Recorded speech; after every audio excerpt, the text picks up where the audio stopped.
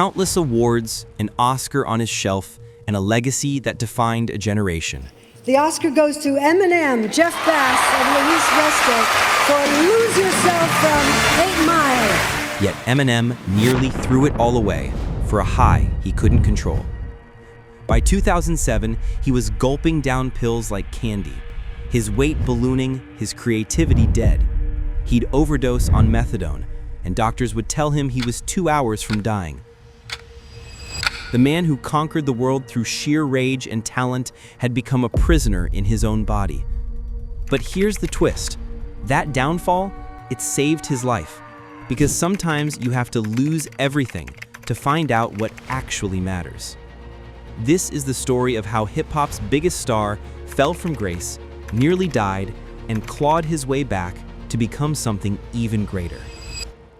On October 17, 1972, in St. Joseph, Missouri, a kid is born into a world that doesn't want him. His father bolts early, leaving him with a mother who drags him back and forth between Missouri and Detroit, bouncing from house to house, school to school. Picture this. You're the white kid in a black neighborhood, poor as dirt, getting jumped in school bathrooms, stuffed in lockers. That was Marshall Mathers' childhood. We got beat up coming home from school. Beat up in bathroom, beat up in the hallways, shoved in the lockers. Poverty wasn't a background note, it was the beat of his entire existence. But the kid could rap, and in Detroit's underground battle scene, he found his weapon. The hip-hop shop became his proving ground, where he'd verbally destroy anyone brave enough to step to him. In 1996, he releases his first album, Infinite.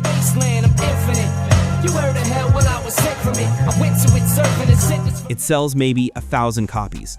Critics say he sounds like a Nas knockoff. Total failure. So what does he do? He creates Slim Shady, a psychotic, unhinged alter ego who says everything Marshall can't. Slim Shady, brain dead like Jim Brady. I'm a M80, you little like that Kim lady. In 1997, at the Rap Olympics in Los Angeles, he loses the final, but a demo tape lands in Dr. Dre's hands. Eminem comes in this bright yellow sweatsuit, hoodie, pants, everything. It's bright yellow, you know?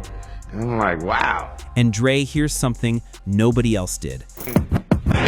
And maybe 2 or 3 seconds went by, and he just went, hi, my name is, like, yo, stop. It's hot. In February of 1999, the Slim Shady LP drops. Hi, my name is, Slim Shady. Triple platinum, Grammy for Best Rap Album. The white kid from Detroit just kicked down the door of hip-hop and set the house on fire. On May 23, 2000, the Marshall Mathers LP hits shelves and sells 1.76 million copies in the first week, the fastest-selling rap album of all time. Songs like Stan and The Real Slim Shady dominate radio. But Eminem isn't just making music, he's declaring war.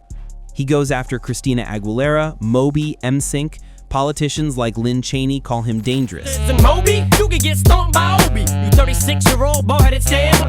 Parents want him banned. The media paints him as public enemy #1, and he loves it. Because rage is his fuel. Every insult, every protest, every attempt to silence him just makes him louder. But sometimes, man, it just seems everybody only wants to discuss me. So this must mean I'm disgusting. But it's just me, I'm just obscene. In 2002, 8 Mile releases. Semi-autobiographical film where he plays himself, basically. And Lose Yourself becomes an anthem.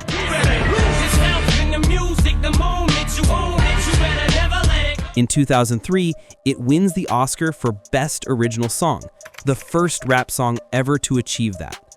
That's like bringing a rocket launcher to a pillow fight.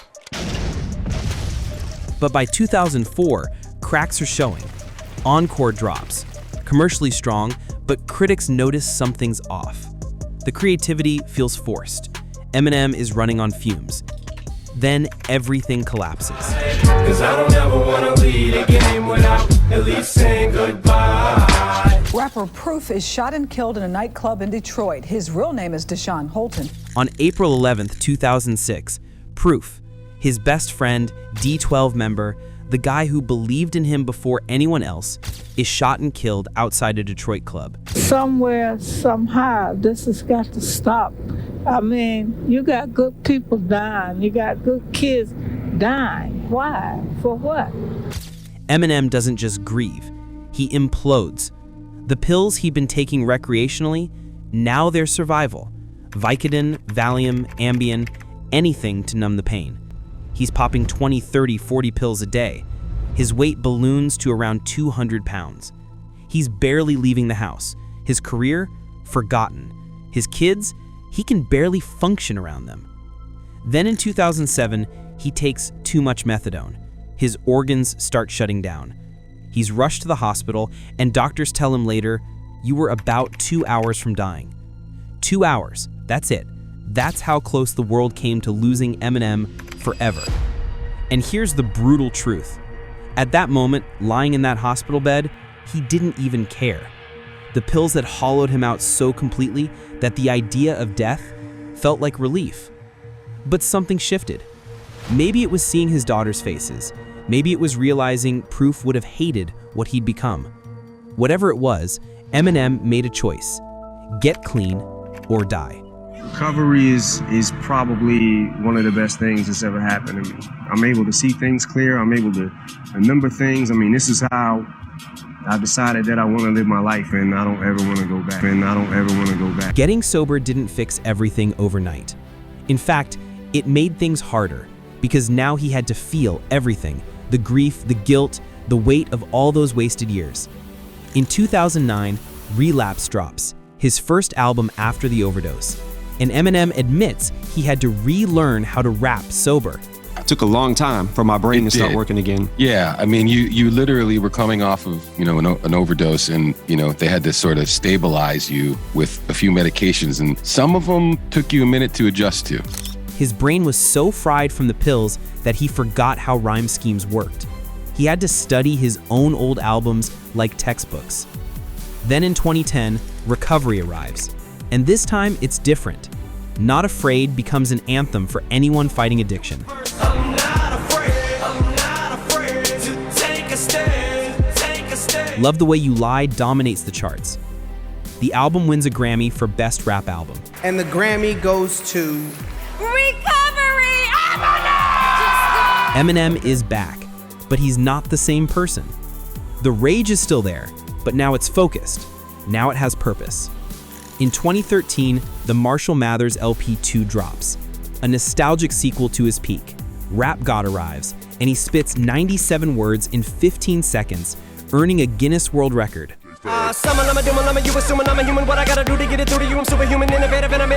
Then he starts surprising everyone. Kamikaze in 2018, I'm about to smash into everyone, crash into everything, back, and I just Music to be Murdered By in 2020, no announcements, no hype. Just music. Fill him with the venom and eliminate him. Other words, I'm intimate him. I don't want to hurt him, but I did him. And in 2022, he's inducted into the Rock and Roll Hall of Fame. Ladies and gentlemen, it is my honor to induct my friend Eminem into the Rock and Roll Hall of Fame.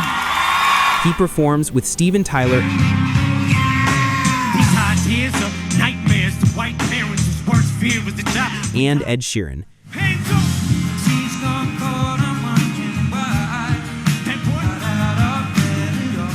And the kid who was told he'd never make it stands on that stage as a legend. Over 220 million records sold worldwide, 15 Grammy Awards, 1 Oscar, a catalog that influenced an entire generation of artists. But here's what matters most.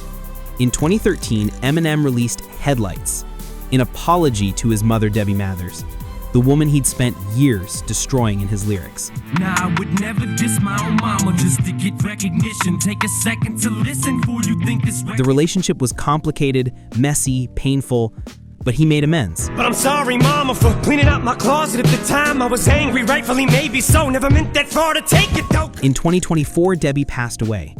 And by then, Eminem had already said what needed to be said. Because that's what the downfall taught him.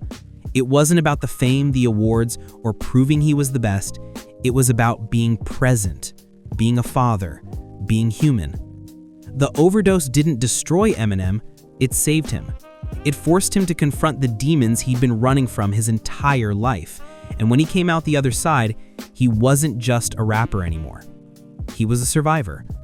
So yeah, Eminem's downfall nearly killed him, but it also gave him something he'd never had before, a reason to live beyond the rage. And that's why his story matters. Because sometimes hitting rock bottom is the only way to remember what ground feels like.